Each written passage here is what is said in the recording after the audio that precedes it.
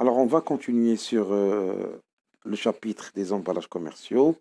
Premièrement, on va commencer par ce qu'on appelle les emballages récupérables et identifiables. Alors, les emballages récupérables et identifiables, ce sont des emballages avec lesquels on va transférer,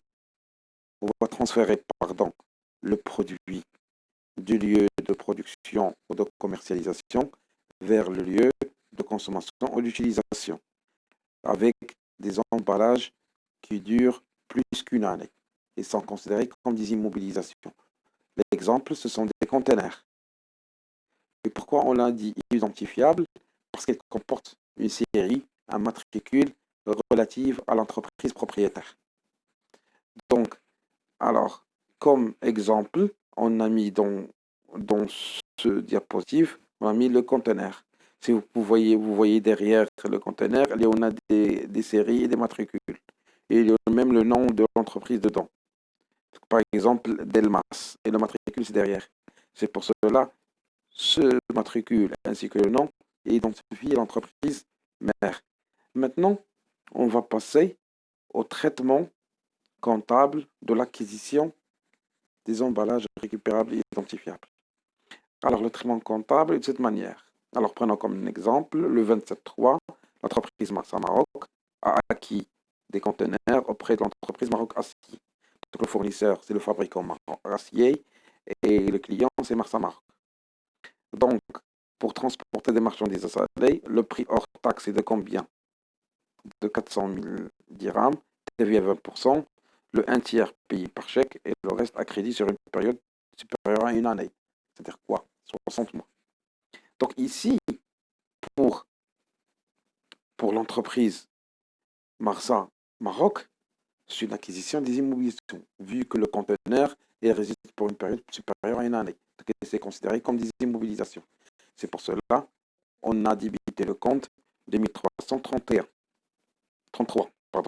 C'est emballage récupérable identifiable d'un montant de 400 000 dirhams. Parce que c'est une acquisition d'immobilisation. Vu que le conteneur comporte un matricule, il réside pour une période supérieure à une année.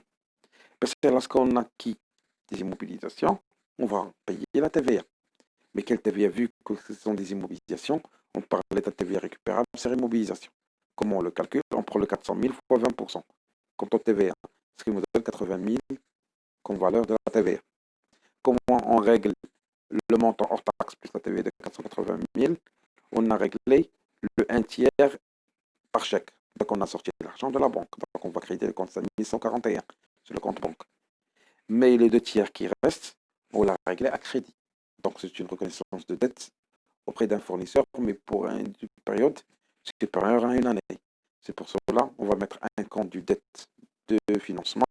C'est le compte 1486. C'est fournisseur des immobilisations. Pourquoi? Parce que le crédit est pour une période supérieure à une année des 2 tiers. C'est-à-dire c'est 480 000 fois 2 divisé sur 3, ce qui est égal à 320 000 dirhams. Ça, c'est pour côté client.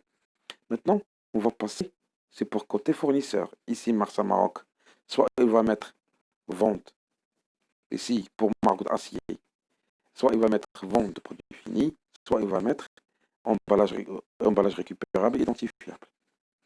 Donc, dans les 2 cas, ils sont poursuivis par état TVA facturé. Soit quand vente de produits finis, soit emballage récupérable identifiable. Donc, c'est de 400 000 dirhams, soit un montant brut ou un net commercial, ça dépendra du type d'opération.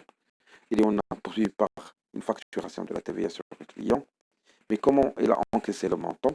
Le 1 tiers, il est encaissé par chèque, donc il a entré son argent à la banque. Donc, c'est 160 000. Et les 2 tiers, ils ne sont pas payés maintenant, ils seront payés d'ici plus qu'une année. Donc, c'est 60 mois. C'est pour cela, vous la mettez dans les créances à long terme, c'est le compte 2487 d'un montant de 320 000.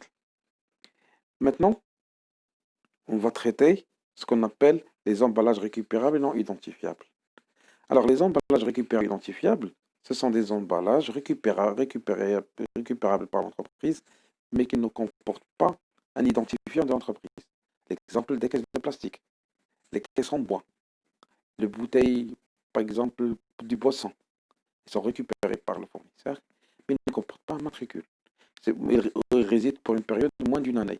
C'est pour ça qu'on ne peut pas le considérer comme des immobilisations, mais qu'on peut considérer parmi l'actif circulant, c'est-à-dire, alors lors des acquisitions, de leur achat, on parle ici de charge. Donc, l'exemple que je l'ai donné, comme dans les photos, ce sont des caisses en plastique et les bouteilles de boisson. Alors, passons aux emballages perdus. Les emballages perdus, ce sont des emballages acquis une seule fois par l'entreprise et utilisés une seule fois. Alors, ils ne sont pas récupérés parce que c'est une perte définitive. Donc, leur prix, ils sont inclus le prix du produit. L'exemple, les bouteilles de plastique pour sidéralise, sidéralisme, l'eau minérale, etc. Alors, on a déjà donné des exemples dans le diapositive. On a trouvé des cartons et on peut trouver des bouteilles en plastique sur lesquelles on va vendre, par exemple, des huiles, du gasoil, des huiles pour les voitures, etc. Alors, après, on va passer à les emballages à usage mixte. C'est quoi les emballages à usage mixte? Ce sont des emballages qui peuvent être soit perdus, soit récupérés. Mais lorsqu'ils sont récupérés, ils vont passer pour le recyclage afin de créer d'autres. Donc c'est pour cela, soit ils sont récupérés par le fournisseur, soit ils sont perdus, c'est pareil. Donc l'exemple le plus flagrant, on a mis ce genre de bouteilles. Il y en a aussi ce qu'on appelle les produits qui sont recyclés afin de créer d'autres, soit en terre de vitre, soit en vitre, soit en plastique, etc. Maintenant, on va passer à un exemple qui traite la comptabilisation de l'acquisition ou de vente de ce genre d'emballage. Premièrement, dans le 26.3, l'entreprise Danone a acheté de l'entreprise Plastique du Maroc. Donc le client c'est Danone et le fournisseur c'est Plastique du Maroc. Le prix d'emballage acquis ou l'a acheté d'emballage perdu, c'est 30 000 dirhams. L'emballage mixte, 50 000 dirhams. Et l'emballage récupérable non identifiable, c'est 120 000 dirhams. Alors, TVA 20%, le règlement contre chèque. Donc ici, Danone, il a acquis des emballages à être utilisés où on va mettre le produit.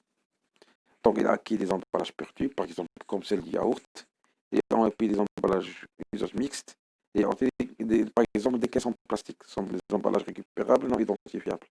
Alors pour le traitement de la facture, ici le fournisseur c'est Plastique du Maroc, la date est du 26/3, la facture c'est P25, qui les clients c'est Danone. Qu'est-ce qu'elle a acheté? Des emballages perdus, c'est 30 000, emballage mixte c'est 50 000, les emballages récupérables identifiables c'est 120 000, soit un total de montant brut des emballages achetés de 200 000 dirhams. Et c'est majoré par une TVA de 20%. Donc 200 000 fois 20% est égal à 40 000. Donc le montant global à payer par Danone est de 240 000. Si on va passer à la comptabilisation de cette fameuse facture. Premièrement, on va commencer par le client. Le client, il a acheté des emballages. Bien sûr, on peut les répartir sans des comptes divisionnaires.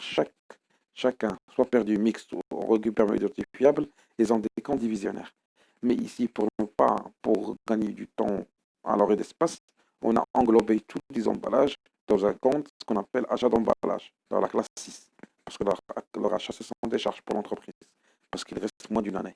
C'est pour cela qu'on a débité le compte 6123, c'est achat d'emballage, qui englobe le montant global. Mais on a payé, qu'est-ce qu'il a payé le client? Il a payé, puisque le compte précédent, c'est un compte de la classe 6, on a débité aussi le compte 34 552, c'est la TVA récupérable sur les charges. On a mis 200 000 dirhams fois 20% de la TVA, comme est déjà présenté dans la facture, ce qui est égal à 40 000 dirhams. Comment on a réglé tout cela? Qu'est-ce qu'on a payé par chèque? Donc l'argent il est sorti de la banque. C'est pour cela qu'on a créé le compte 5141. C'est le compte banque d'un montant de 240 000. Ça, c'est pour le client. Alors que pour le fournisseur ici, ou le vendeur, soit on va mettre vente de produits finis, l'exemple, parce que Plastique Maroc, c'est lui qui fabrique, ou l'entreprise, c'est elle qui fabrique ce genre de produits, ce genre d'emballage. C'est pour cela qu'on a créé le compte 71 211, c'est vente de produits finis, d'un montant de 200 000 dirhams, le montant brut, et on a facturé la TVA sur le client. C'est pour cela qu'on a mis le compte le 4455, ce état de TVA facturé d'un montant de la TVA de 40 milliards. Comment on a réglé tout cela? Comment on a encaissé tout cela? Donc le client nous a payé par chèque. Donc l'argent il a entré dans notre compte de l'entreprise. C'est pour cela qu'on a débité le compte 5141. Alors, jusqu'à maintenant, on a traité la première partie des opérations d'emballage. Alors, après, on va traiter la deuxième partie. On vous remercie de votre patience et merci de votre attention.